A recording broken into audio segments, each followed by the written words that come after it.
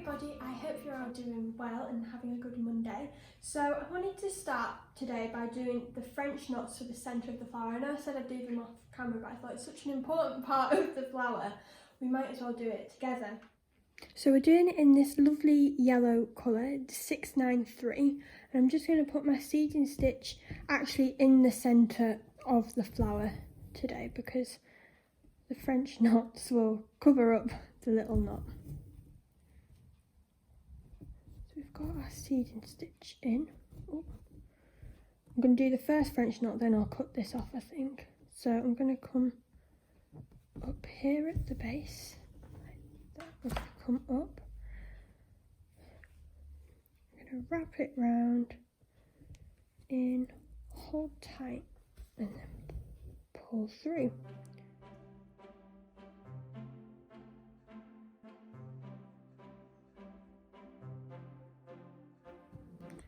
I'm going to come up again.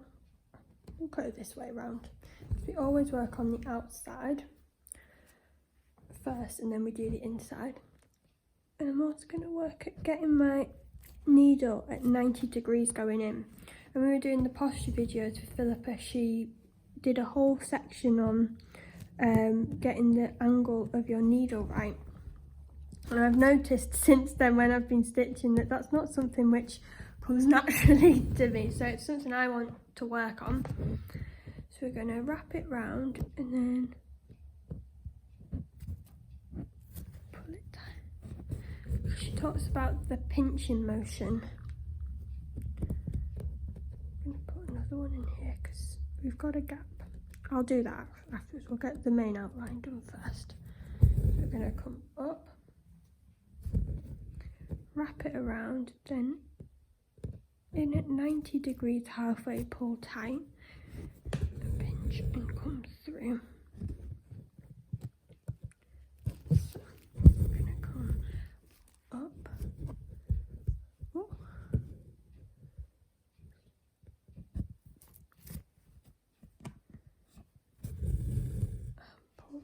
So we're just going to put in here the final stitch. That's Arthur eating his breakfast behind us.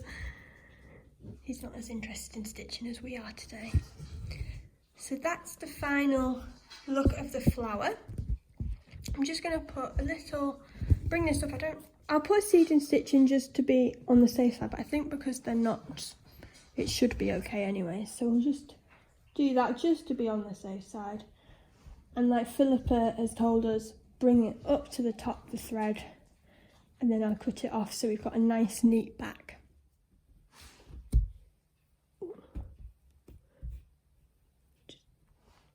Wasn't the neatest cut I've ever done.